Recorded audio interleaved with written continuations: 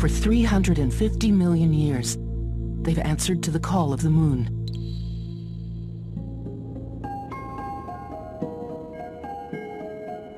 They've survived ice ages, asteroids, and cataclysmic forces even the dinosaurs couldn't withstand.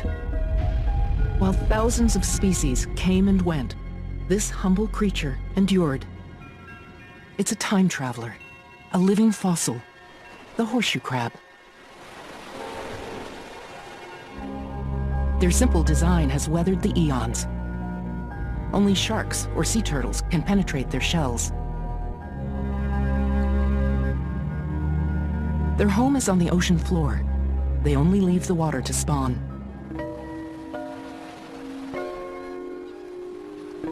After millions of years of evolution, most of the world's horseshoe crabs are found smack in the middle of the eastern seaboard. When they're overturned, it seems a miracle they've survived at all. But they have an important tool. Their tail might look like a weapon, but it's harmless. They use it to steer and to flip themselves right side up. They're more closely related to spiders and scorpions than they are to crabs. And like their relatives, they shed their shells in order to grow, casting off as many as 17 in a lifetime. 10 eyes key them to the light and the cycles of the moon. They even have receptors on their tails. Their ancient design has changed the course of modern science. Studies of their vision have led to Nobel Prizes, and their blue blood plays a vital role in human health. There's hardly a person alive who doesn't owe thanks to the horseshoe crab. Humans have also discovered that crabs can be useful as bait. While no one was counting, millions were harvested in the 90s. Oddly enough, it was a small bird that sounded the alarm. The bird is rather remarkable in its own right. Each year, it makes one of the longest migrations on Earth. But without the horseshoe crab, its incredible journey might soon come to an end. Theirs is a story of connected lives and a fragile synchronicity that's coming undone. It's a tale that reaches all the way from the Arctic to the tip of South America. These are the wintering grounds for the little red knot. Tierra del Fuego is a land of extremes. The wind can scour the landscape at 80 miles an hour. For 3 months each year, a special population of red knot, called rufa, makes this their home. They're about the size of a robin, and they weigh less than an apple. Here in Chile, they survive on tiny mussels, which they eat whole. They spend much of their days feeding. They need the calories, because they're in the process of molting new flight feathers for their extraordinary migration.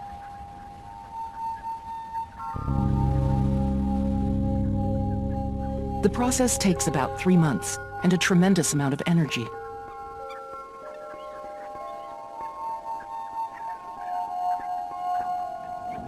On this exposed landscape, small birds are easy prey. The red knots flock with other species. There's safety in numbers. With one eye almost always open, someone's bound to spot the falcon or the fox.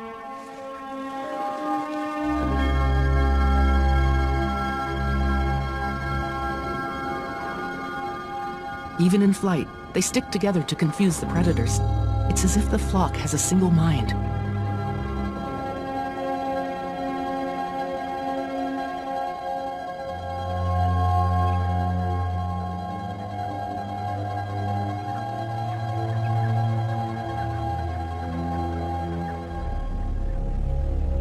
But recently, the red knot has fallen prey to something far more menacing than a fox.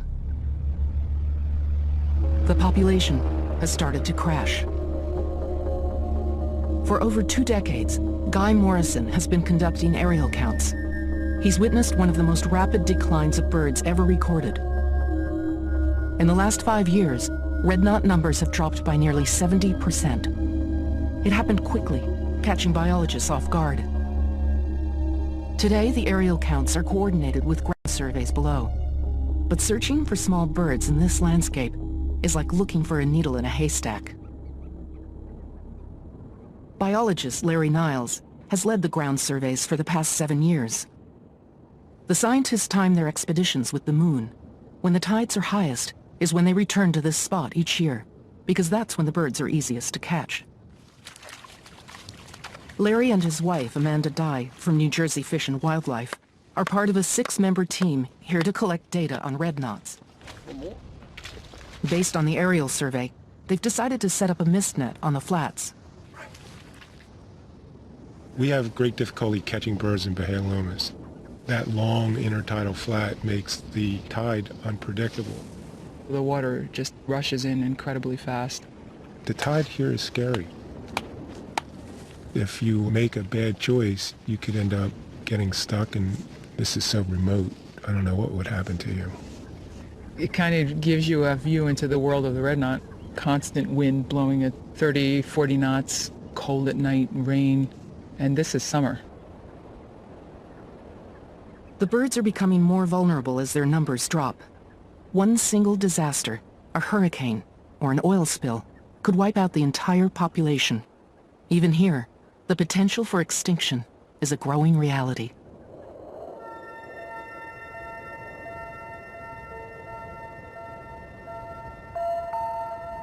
Every bit of data is a critical piece of the puzzle. But that means catching birds. And so far on this trip, the team's attempts have failed. With only a week to go, they need to make a catch. Mist nets only work when the birds can't spot them. The team waits for the long Chilean sunset to see what the darkness brings.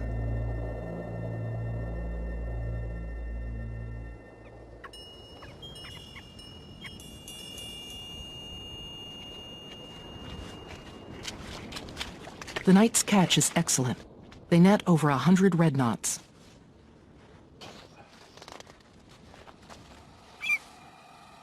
The weight is 125 grams, 125. We weigh and measure them, measure wing, bill length, and those biometrics give us an idea about how well they're doing, the condition of the birds. Our banding work involves individually marking these birds with a little tab of plastic that sticks off the upper leg and it has letters on it. From that, we can recite those individuals and get an understanding of their survival. Colors correspond to the country where they've been tagged. Red for Chile, white for the Arctic, green for the US. This is an old Delaware Bay bird. Armed with data, the team hopes to strengthen international protection. Without it, experts fear this little bird could be extinct in less than 5 years.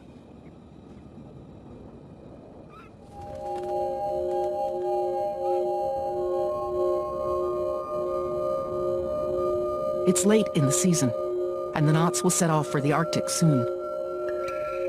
Their long migration is crucial because the Arctic is where they mate and hatch their young. They'll be flying nearly 20,000 miles round trip. It's an astonishing journey. Hold a bird in your hand and you get a sense of what duking it out every day for your survival means. I can't even imagine the flights these birds have to take. Taking off for a trip across the Atlantic, flying for 3 or 4 days straight, battling off bad weather, and then not knowing when you get to a stopover if there's going to be any food. It's extraordinary.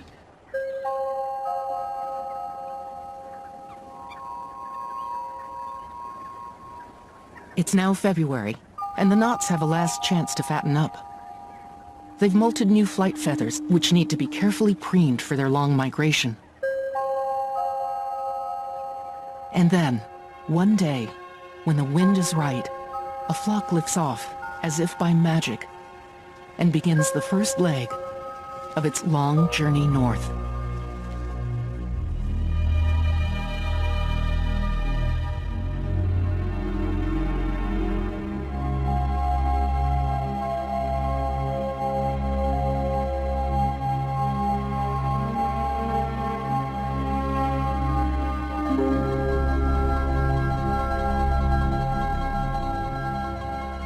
They'll spend the next 3 months hopping up the coast of South America, fattening up as they go.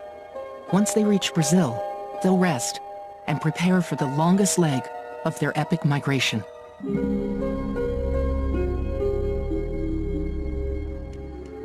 4,000 miles north, the spring moons are calling an ancient creature from its wintering grounds. As the waters warm and tides grow high, horseshoe crabs leave the ocean floor and make their way to the shores and estuaries of the Atlantic coast. Here in the sheltered waters of South Carolina, they suddenly emerge by the thousands in a spawning ritual they've performed for hundreds of millions of years. On the highest tides, they drag themselves to shore to lay their eggs. Crabs don't mature till they're 9 or 10. By then they've molted for the last time, and their permanent shells can host an ecosystem of hitchhikers. Horseshoe crabs are safest on the ocean floor, but the only way to carry on the species is to take a risk. We say the ones that see us coming and turn and take off to the water. We caught him before. He knows us, you know? Jerry Galt and his father, Bob, have worked these waters for decades. We work the moons. The horseshoe crabs come up and spawn on the moons in the springtime. If you actually get into the water, you can feel them swimming, and sometimes you can't even catch them because they'll get to swimming so fast. A lot of people seem to be scared when they first see them on the beaches. They do look a little scary, but what I do is put them right up against my face, and as you can see, they do not hurt. Their pinches are all very light. These are harmless. I just like them. Mine is bigger. Mine is younger. For 15 years, South Carolina has banned collecting horseshoe crabs for fishing bait. Now only fishermen with special licenses are allowed to gather crabs for biomedical use, and only if they return the crabs alive. Few of us realize just how valuable the horseshoe crab is. When I first started 37 years ago, we were allowed to harvest them. There was no recording, there was nothing. And they became fair game, and I was involved with selling them for bait. And then a doctor came down, and he said that if I didn't sell bait crabs anymore, he would be interested in the laboratory. Normal fishing is, you know, you catch it, you ice it, and you deliver it to the table and you eat it. The horseshoe crabs, we actually catch them, take them to the lab, and they bleed them, and then we bring them back and release them. So we're borrowing the crabs is really what we're doing. All right, what do you say we go unload this? All right. Crabs that are borrowed end up a couple of hours away at the Endosafe laboratories in Charleston. Here in this alien world, they're given a rigorous cleaning to prep them for the process ahead.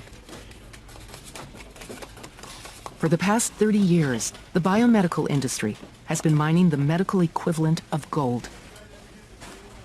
Endosafe is one of only 4 labs in the world that produces a derivative of horseshoe crab blood. Their blood has a clotting agent that's used to detect minute levels of bacteria. But what's truly surprising is the color. The crab's blue blood is an evolutionary gift that's helped them survive the eons. Male or female? Small male would be good. Okay. Dr. Norman Wainwright has been working with horseshoe crabs for most of his career, studying the remarkable properties of their blood. The beautiful blue color is a result of its blood containing copper as an oxygen-carrying pigment instead of hemoglobin, which contains iron. I'm adding a suspension of E. coli bacteria. At the first sign of bacteria, the crab's blood forms a protective clot. Look at that. This is perfect. This is the horseshoe crab cells protecting the animal from infection. Any type of leakage of seawater into their blood system would trigger this response, seal the wound, and there actually are proteins in the clot itself that kill the bacteria. They're almost primitive antibiotics. The phenomenon caught the attention of the biomedical community in the 70s. They've been putting it to work for us ever since. Up to 1/3 of the crab's blood is removed during the process, yet most of them survive. 1 quart of horseshoe crab blood is worth about $15,000. It's a multi-million-dollar industry. The clotting agent, called lysate, is used to test intravenous drugs for bacteria. No IV drug reaches the market without being tested on horseshoe crab blood. It's an FDA regulation. Years ago, the only way to screen for toxins dangerous to humans was to use live rabbits. Feverish bunnies revealed contamination, and the test was slow. Horseshoe crab blood takes an hour tops, and most of the crabs survive the process. Scientists are exploring alternatives that would make bleeding crabs unnecessary. But each day we're finding more ways the horseshoe crab can help us, with everything from sutures to contact lenses. Over 300,000 crabs were bled last year. Of course, the goal is to return them unharmed, but studies have shown that up to 13% may not survive. Every one of us has probably benefited from the horseshoe crab. And yet, this odd-looking creature has been largely taken for granted. In my lifetime, I've had the choice of taking and taking and taking, and with the horseshoe crab, I have the privilege of returning it. I get a chance to return something that has benefited so many people. We're not the only species that's come to depend on the horseshoe crab. They're critical to others, too, like the red knot. It's now May in Brazil. The red knots have built up their fat reserves, and they're now in their breeding plumage. They're ready to begin the longest leg of their epic journey. They'll fly for as many as 4 days and nights without stopping, mostly over open ocean. With no landmarks to guide them, they'll use the moon, the stars, and the sun. Their departure is mysteriously synchronized with an annual event 4,000 miles north. Here on the Delaware Bay, the waters have warmed, and the world's largest population of horseshoe crabs is beginning to spawn. It's here that the red knot has always found the fuel for their journey to the Arctic, and the horseshoe crab has always provided that fuel in the form of eggs. The spawning season is an annual feast. It's a windfall for shorebirds and a great opportunity for biologists. Migrating flocks have just begun to arrive. If the red knots are on schedule, they should be here soon. Horseshoe crabs prefer spawning in the cover of night, but this is the height of their short season. It only lasts a few weeks. They come to shore when the tides are highest to lay their eggs deep in the sand. Swarmed by hopeful males, the female digs down to bury her clutch. The males are smaller than the females, but they have a special claw that hooks onto her shell. Since fertilization is external, even unattached males will father some of the eggs. When her clutch is finally laid, the female breaks through the sand.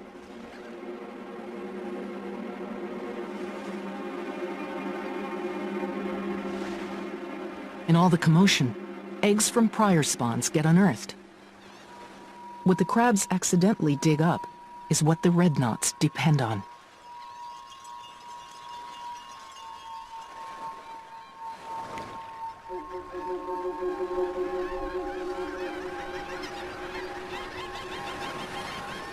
As the tide recedes and the crabs retreat, a flock of red knots appears in the sky.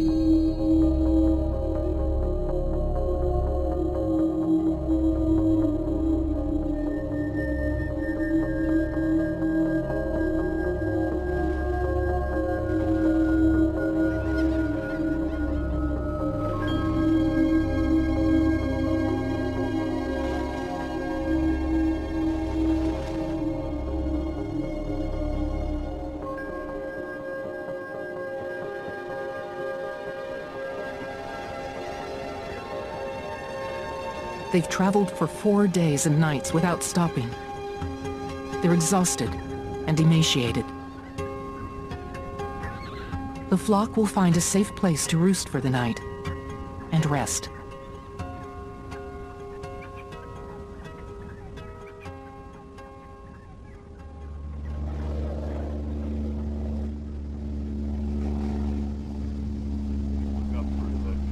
From all over the world, biologists have come to count shorebirds on the Delaware Bay. The spring migration offers a rare opportunity to assess populations. Many species of shorebirds are in decline, but the red knots that winter in South America are by far the most serious. No one knows how many will make it to the bay this year.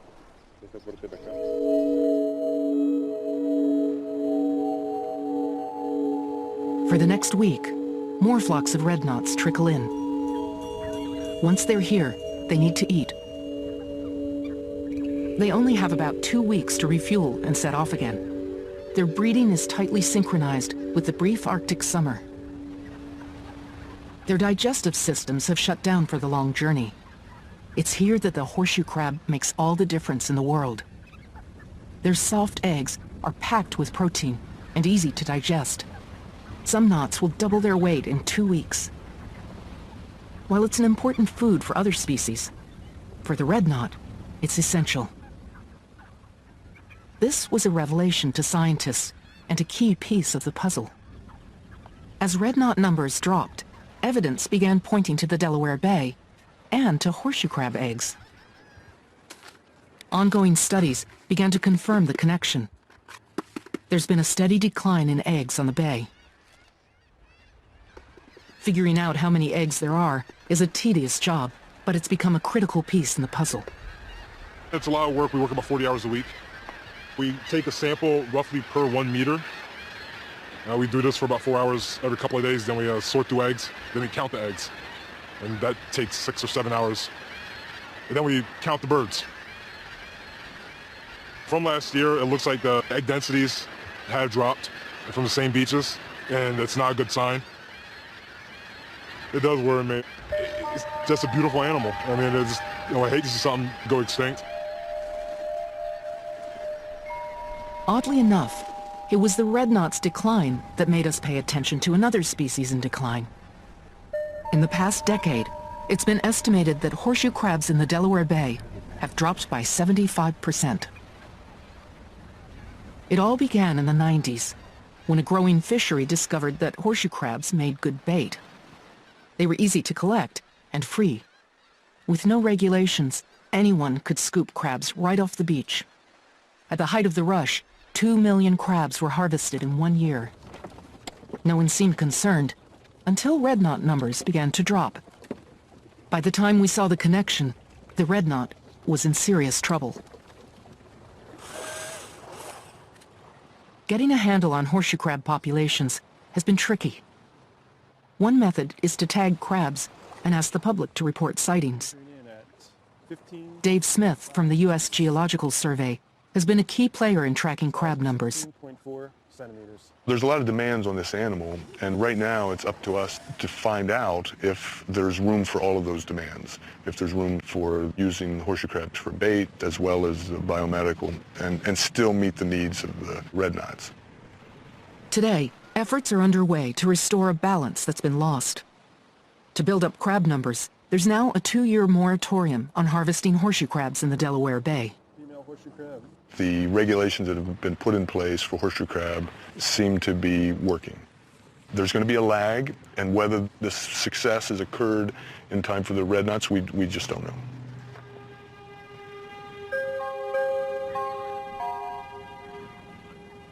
A recovery of crabs in the bay will take time. Horseshoe crabs don't mature till they're 9 or 10. That's nearly a decade before the next generation is ready to spawn. In the short season, females lay over 80,000 eggs. Out of 80,000, only 10 might survive to adulthood. The odds might seem low, but it's been a successful breeding strategy for eons.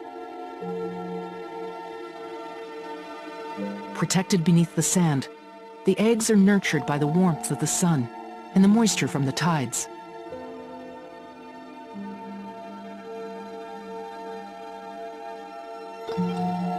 By the 5th day, tiny legs become visible inside their watery nurseries.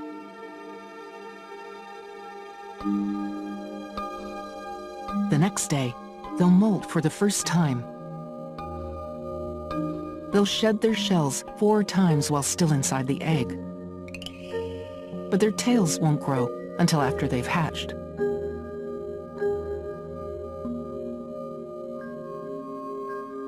It's a remarkable process the horseshoe crab has carried out for 350 million years.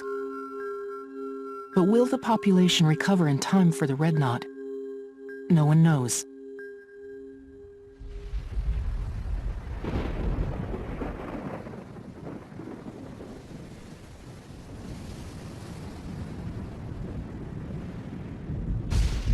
A few days after the first red knots arrive, a storm moves in. The crabs won't risk coming to shore in this kind of weather. The waters are too rough. This means fewer eggs for the birds that are here. And for the red knots still in transit, it means a serious delay.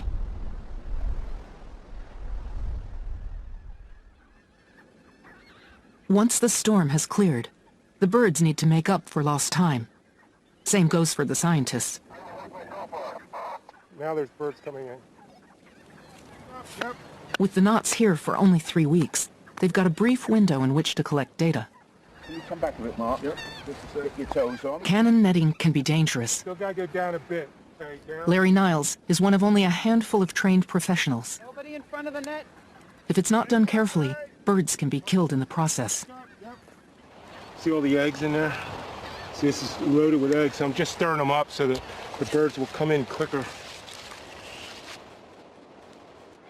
We've lost many of the birds. See them picking off right there? So we're gonna have to get them back here. Try to get off this beach right away. Go. We've got birds going back there, that's good. There's knots coming in. I think we're above 50. It's all right. I think we got a catch. Get ready, get ready, get ready. 3, 2, 1, fire! Okay, good.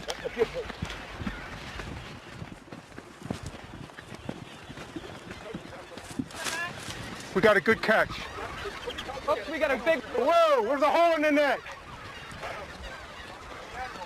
Hold that net up. Hold it up like this. Okay, we're good. Everybody, no stepping on the net or the covering material.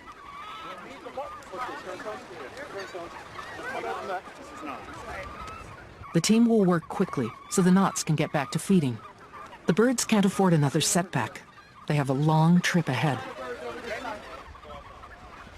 When you catch a 16-year-old bird, which we have a couple times, they've flown enough miles to have gone to the moon. They call them moon birds.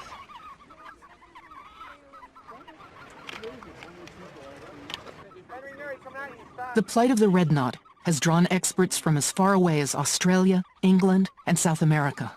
Not one of them has seen such a rapid decline in shorebirds. The red knots from Chile pass through at least 6 countries during their journey. Only an international effort will give them the protection they need. Okay, it's 1172. 35.4. Wow, 112. This one is 112. Wow. Look, see how he's sleeping?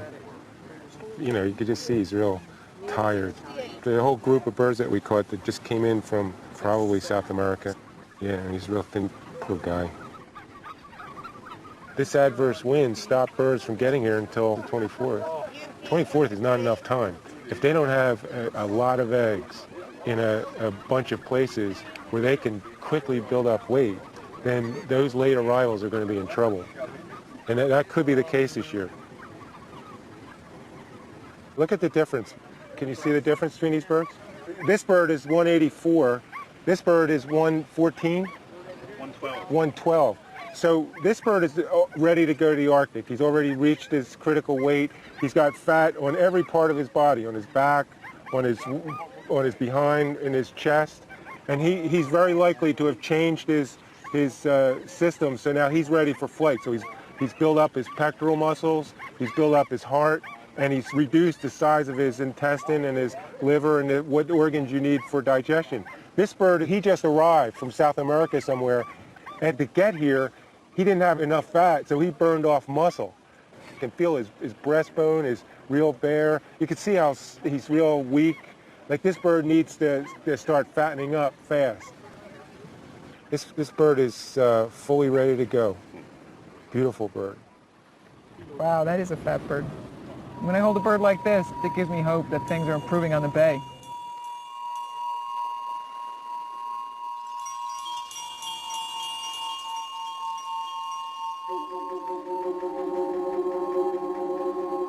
The knots have about a week left before they'll set off for the Arctic.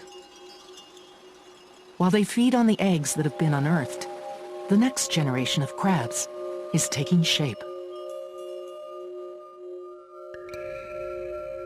They've spent 2 weeks beneath the sand, locked inside their little pools. As the moisture from the high tide seeps down from above, the crabs begin to free themselves from their nurseries.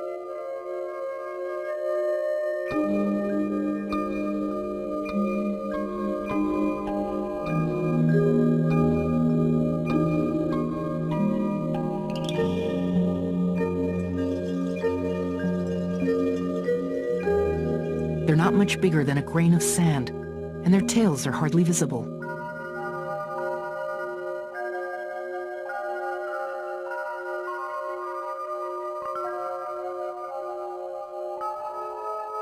They'll claw their way to the surface.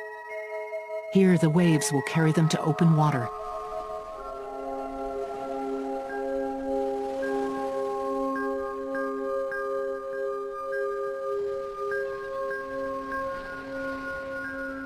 Using their gills like paddles, they'll practice swimming for the first time.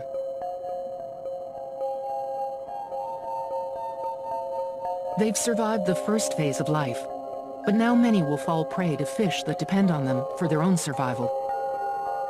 The hatchlings that reach adulthood are now more important than ever.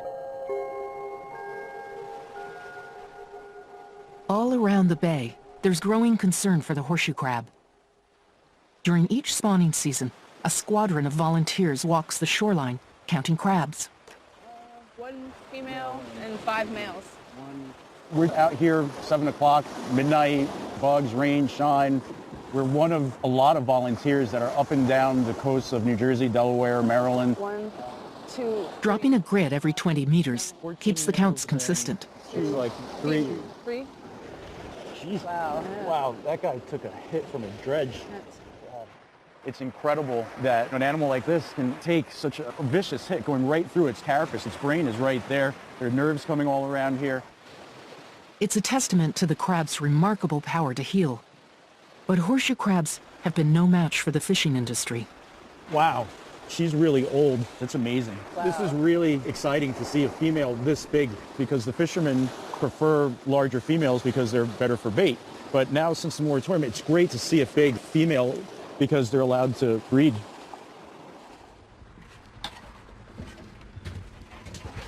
Fishermen have found that eel and conch have a taste for female horseshoe crab. The moratorium has been deeply contentious. Because of the uncontrolled harvest in the 90s, Delaware Bay fishermen like Buck Farrell are now in a tight spot. I'm a waterman. That's what I do for a living, and I work on the water, catching eels. And it's probably been over 10 years now that I've been doing it. There's just something in a female crab that turns these eels on. Farrell will sell some of his eels as bait for fishing. The rest will go to the international market for foods like sushi. That's female crab, yeah. All them eggs and stuff, everything in there be just completely cleaned out when they're in here thick like that. If you don't have that, you're not catching eels. I'm not anyway. Horseshoe crabs, can't pick these up now. 2-year moratorium on them for red knots, because we're protecting the red knots. I got bird feeders and stuff. I feed the birds and stuff, yeah.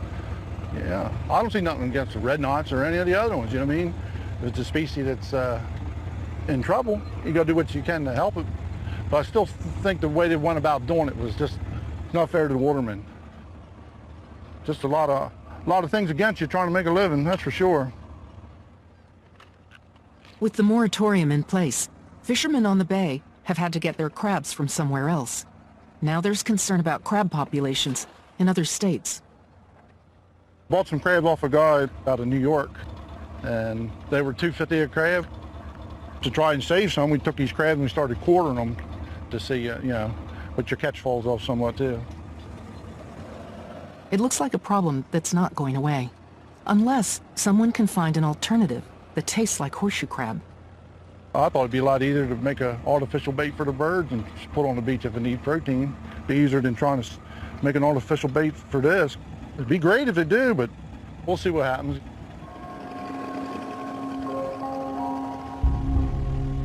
At the University of Delaware, trials are underway for a horseshoe crab substitute. The eels have shown a liking for the artificial bait, but the conch fishery is even bigger, and they like horseshoe crab too.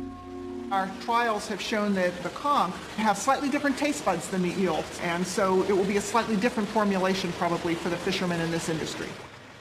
Nancy Target and her students have been working with eel and conch for the past 7 years.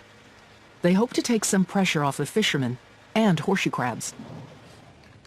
They've recently teamed up with the DuPont company. They're getting closer on the formula. The matrix that we're using can be thought of like cubes of Jell-O. Just like you have different flavors in the Jell-O, you have raspberry or strawberry. We're putting different flavors into this gelatin matrix. This will be the first field trial for artificial bait.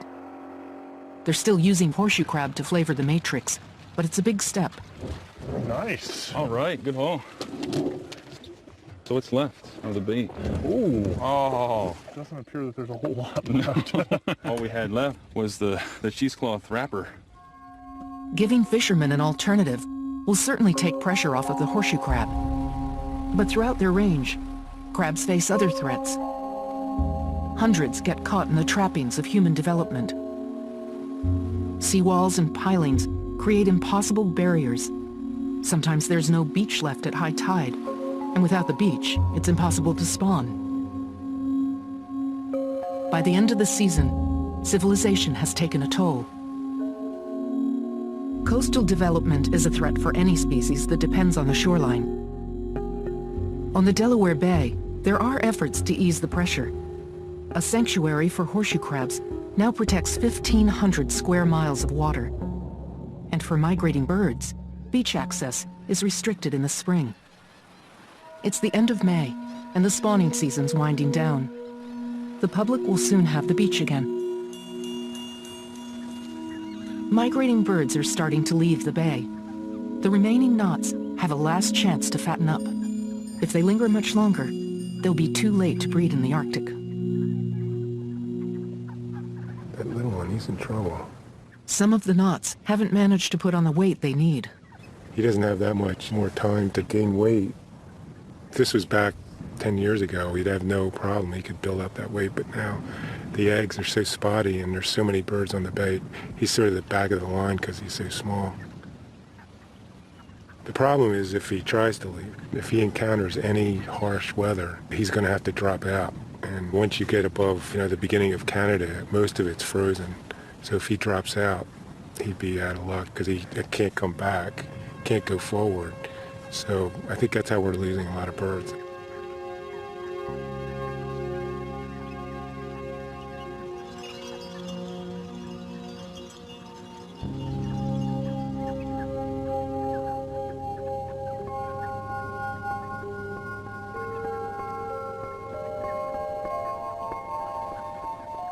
It's now the 2nd of June, and the knots are nervous. They've been flocking and swarming all day.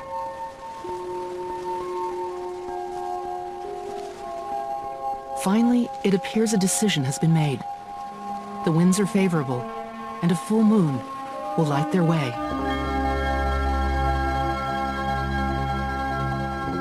They'll journey for more than 2 days to reach their breeding grounds. If the winds are good, they'll travel day and night without stopping. Since breeding knots don't flock, they begin to disperse as they approach the Arctic.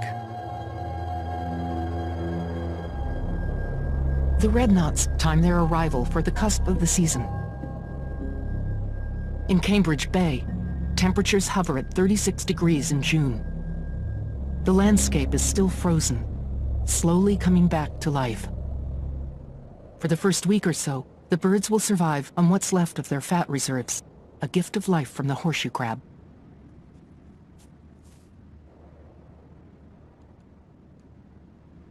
The scientists based their arrival on past years. The knots should be paired up by now, carefully guarding their nests.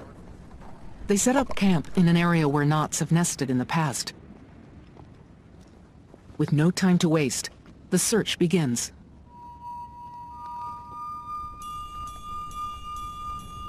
The knot's breeding plumage is wonderfully camouflaged in the Arctic. The only way to spot them is to listen closely for their calls and comb the ground on foot. Red knots time their breeding precisely. The chicks hatch at the very moment the insects do, guaranteeing plenty of food. By day 4, the last of the ice is melting, but no knots have been seen.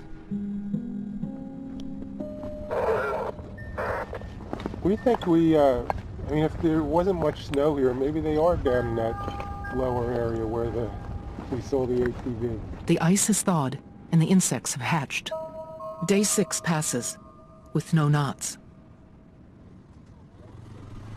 The team decides to move camp to another area where knots were observed in recent years.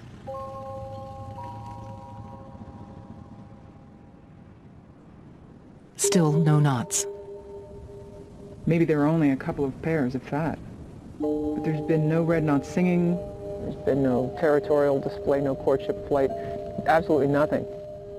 I haven't heard a peep out of one red knot anywhere we searched. No one knows yet how global warming might affect the red knot. With precise timing so critical to their survival, climate change could be lethal. We're getting in touch with what this decline really means. You lose 80,000 birds out of a population of 90,000, it just sounds like a bunch of numbers. But you come up here and you can see what that feels like. At what point, when the numbers start to drop, do birds get here and they can't find other birds? A male comes back to a territory and there's no female. And he's doing his territorial song and trying to figure things out, and there's just no other birds here. We didn't see anything, so I don't think it was that we missed them. I think it's because these knots have been lost here.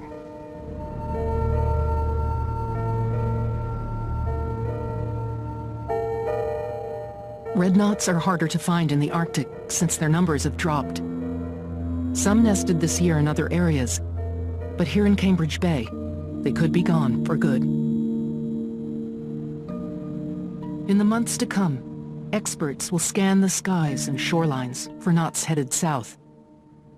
They'll have to wait for winter to see how many make it back to Tierra del Fuego.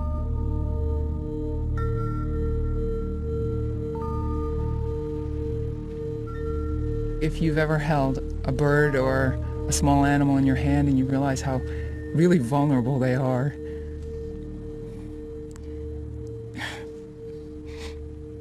how could you not want them to continue to exist? The fate of animals like the red knot really are in our hands, and it would be extraordinarily selfish to allow that species to disappear, along with the horseshoe crab.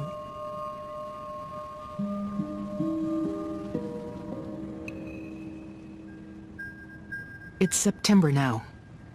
In the bay, the hatchlings who've survived their first 3 months have miniature tails.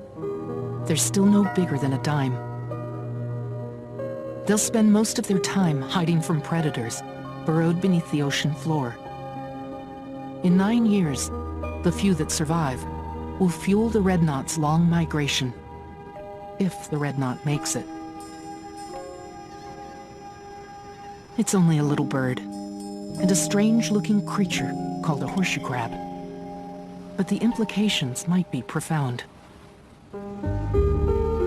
Their story will play out in the years to come.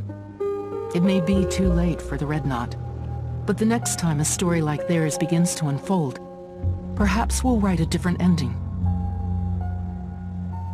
In the meantime, if you look up some evening, and the moon is full, think about an ancient creature stirring on the ocean floor, or a small bird flying through the night.